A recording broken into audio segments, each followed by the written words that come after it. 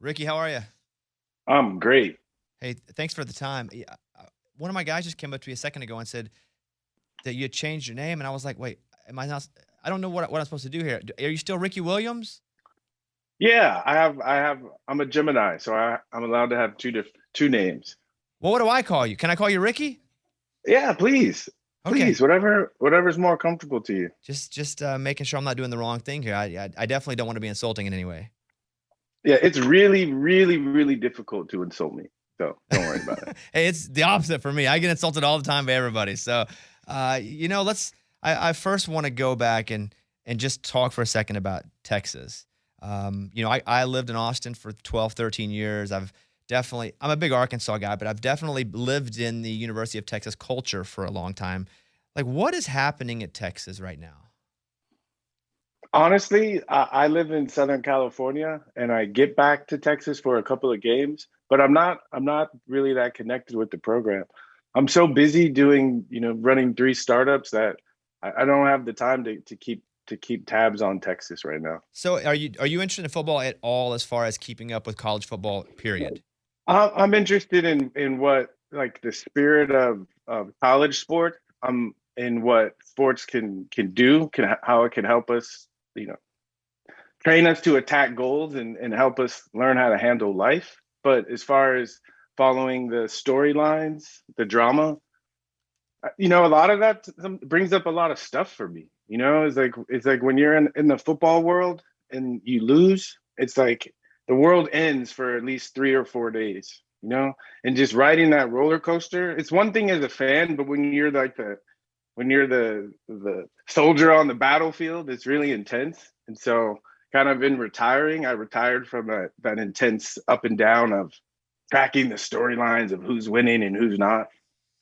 When you were in high school and you were the number one running back in the entire country and you're being recruited, what is it like for people to come from all over to tell you, "Hey, you're the best and we want you"? Is that overwhelming at all?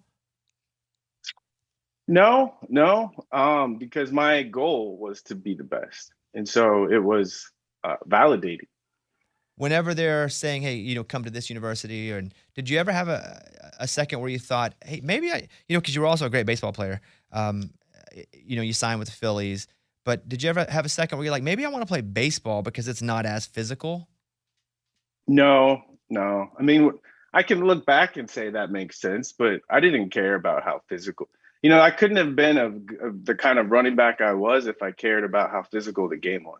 I mean, I used the physicality of the game to my advantage. The people who thought maybe I want to play a different game because this is too physical, those were the guys I was trying to go after.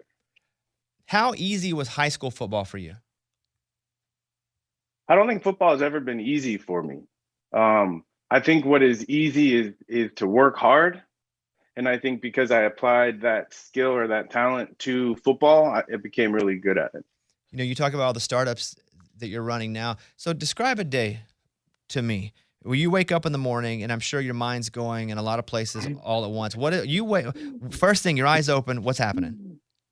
Yeah, so first thing my eyes open, and the first thought in my mind is honestly, I when I'm laying in bed is when I pray first. I do my morning like alignment, and then I do my morning ritual, and then my mind goes straight to my calendar because, like I said, I'm running three different startups, and I'm trying to create more overlap, but it's a process. And so there's three companies that are going, and I have different levels of responsibility to each, and it manifests through my calendar. So I think, okay, what's on my calendar? I look at the calendar and I come to terms with like what's going to be required of me for the day, and then I hit it.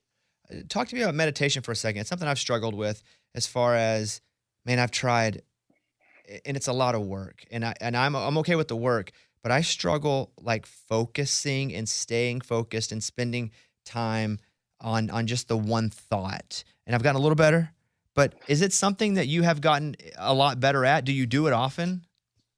Yeah. So my training as a professional athlete requires a lot of training. So when I retired in 2004, I found myself living at a yoga ashram, and and it's spiritual training. So we were meditating twice a day. We were meditating for at least an hour a day. And so when you do that for a long period of time, anything you do consistently for a long period of time, you get better at.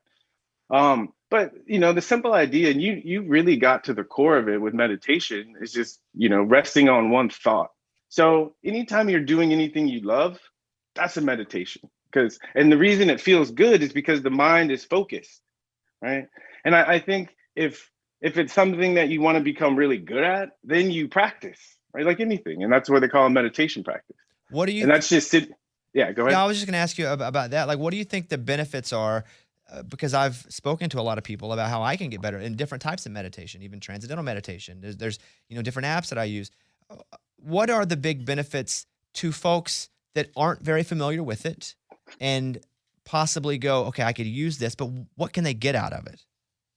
So meditation, from where I come from, is part of a larger system of self culture, becoming a better person.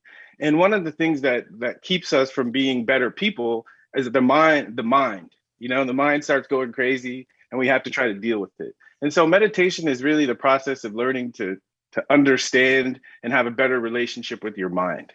And so it's like the practice of sitting, and letting all the crazy thoughts die down. And then you can hear the whispers of like your soul or what you really want to do in life. And then you come out, and as you go through the day, you have all the pressures, but because you had that meditation, you can still hear that little voice inside. And that helps life become more meaningful. So clarity, meditation is maybe for me, I know that's what I'm chasing, a little more clarity. Is that still what you're like? What is your goal right now as a human being? Now I'm talking about business. We'll get back to it, but like as a human being on this planet, like what's for Ricky Williams to do right now?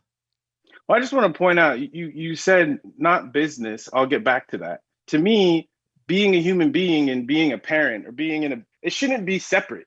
The whole idea is I show up in my business as a human being. Otherwise, what am I doing? So to me, it's all connected. And I feel like I'm at midlife, and I feel like the first half of life is like an experiment. You're trying to figure out who you are and what you're here to do. And I feel like if you do a good job, the second half of life is spent actually doing that. And so that's what I feel like my job is, to share the things I've learned with the world. And as I'm doing that, I keep learning more and I keep having more to share. I want to talk about what you're doing with the cannabis lifestyle brand, but in the state of Arkansas, where I'm from, they just now put on the ballot recreational marijuana. Like the Supreme Court just said, the state Supreme Court said we're going to put it on the ballot. Now, Arkansas is an extremely conservative state. I've never smoked weed, but I'm so pro making it legal, recreational, because I've seen it do a lot of great things for people, friends with cancer. I've seen it I know people who can't take medicine because they're allergic to it, but it has numbed their pain centers, where doctors have even said, hey, look, you should use cannabis because what you can't use are these pharmaceuticals that probably aren't good for you anyway, but you can use weed in these ways that will actually make it a healthier transition to you getting healthy again. Whenever a state is finally putting it on the ballot, and I'm such a big advocate of legalizing it, are you involved in that at all on any grassroots effort with these states, or are you just in California now where it is legal? Are you working to build that out? So our brand, the lifestyle brand, the aim is to be a national brand. So yeah, we have our ears, sometimes our feet, in every market, legal and non-legal, because ideally we want to be a presence in around the whole country. So, and the brand is Heisman, right? I mean, that's Heisman as in high, H-I-G. I mean, you get the play on words. They're Heisman. So that's the brand. So what's the goal with this? Because to me, it seems, with talking to you and knowing what your goals are as a person, it seems to be about more than just money. Like, what's Heisman to you? Well, it's an expression of what we've been talking about, and I think I look at, like, what do I have to offer? What do I have to offer?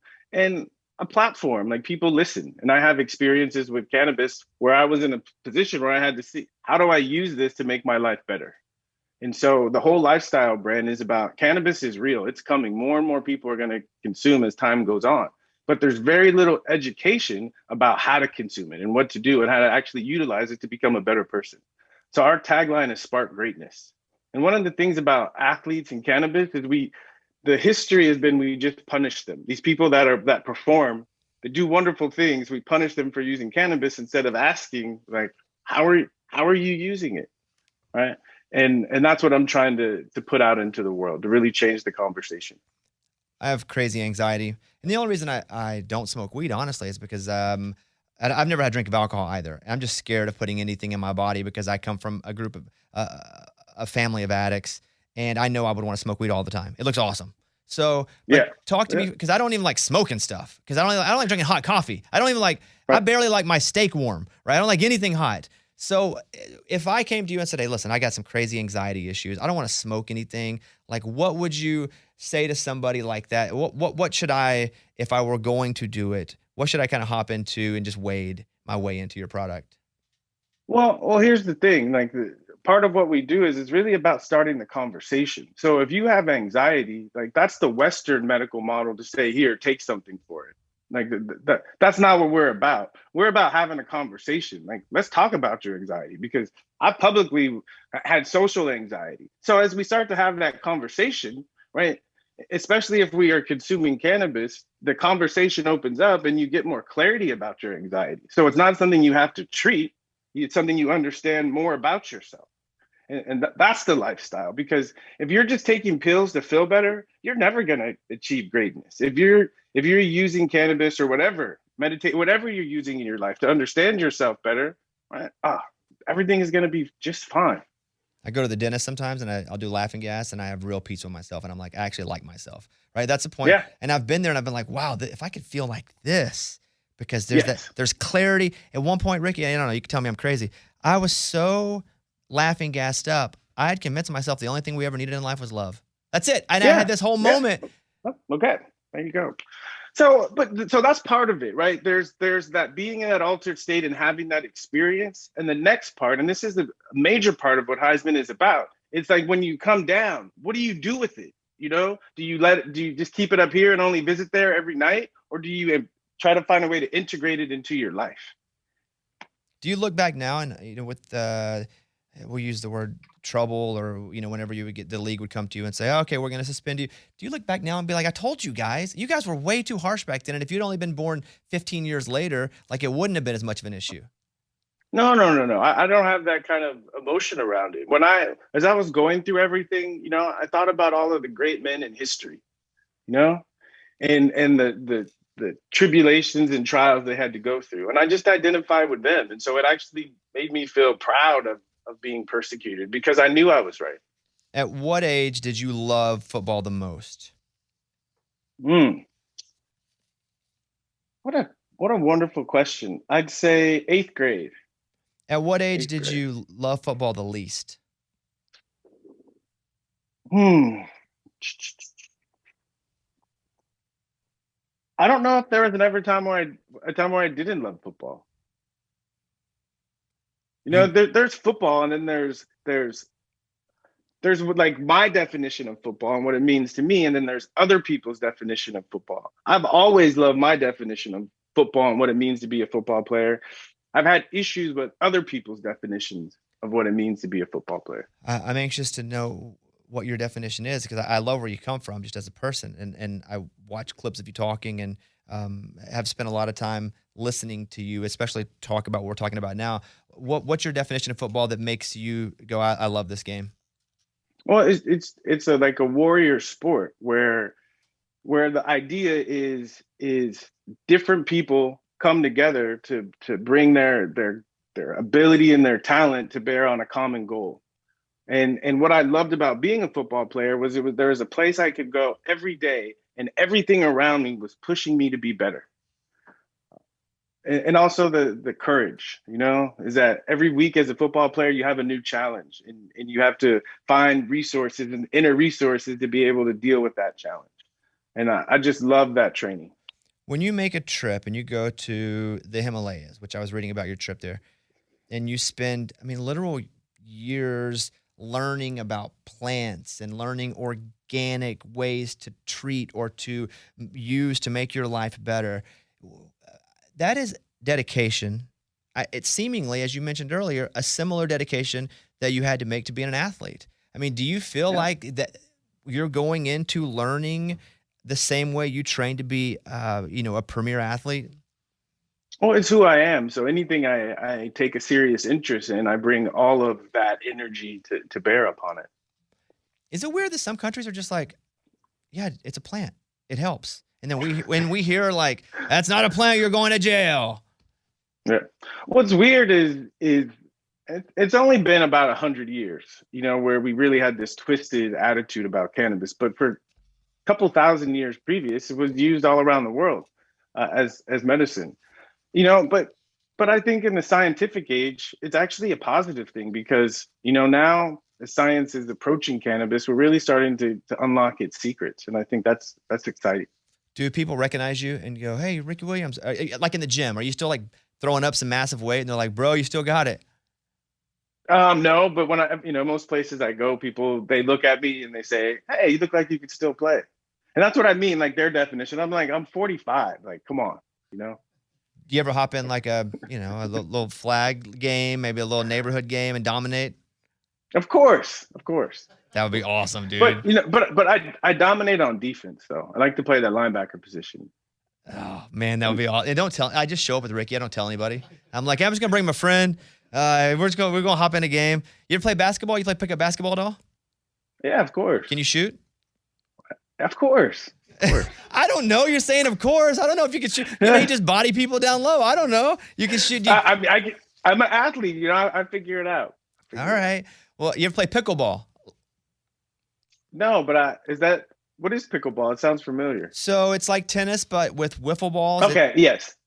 I know now. I mean, you would dominate. I assume the hand-eye coordination's still good. Yeah, like I live right down the street from Venice, and there's pickleball courts there, and people are always playing. Golf. Yeah, I've picked up golf lately. I've been playing more. I had probably the best round just last week. I mean, that's the game where if you can like meditate and focus and realize that life's not over after one bad shot. I mean, that's a metaphor for life, right? It's your ball goes in the woods. What do you do next? Like, that's part of it. But part of it is if you focus on the ball, it won't go in the woods. So, but yes, it's both, right? It's one, the reminder, just focus on this one thing. And two, if you miss, it's not the end of the world. You have another opportunity to just focus on this one thing. I don't know, Ricky. I focus real hard. It goes right in the woods and water. Woods and water constantly. Let me say this. You guys, the Instagram is at Heisman. Ricky Williams, just a big fan back in the day. Big fan now. I love somebody who knows what they want to do and does it regardless of what everybody else says, good or bad. Like, I respect that about you in so many ways. And I think we're all just trying to find our peace. And have you found your peace? Of course. Yes, I have. But I found it, but it's more like I found the formula. You still have to do the work, right? And so if I lose the piece, I know how to get it back, but I still have to do the work to get it back. What's the longest you ever meditated? 4 hours. Golly. I do like 10 minutes and I'm like, I got to cook. Nope. Got to go run. Nope. Got to pick up the dog. Practice though. It took me a while and I was in a retreat like space. So I didn't have all those things to worry about. All right. Hey, Ricky, I really appreciate the time. Thank you very much. Big fan. And I hope you have a wonderful weekend. Yeah. Thanks for having me. All right, buddy.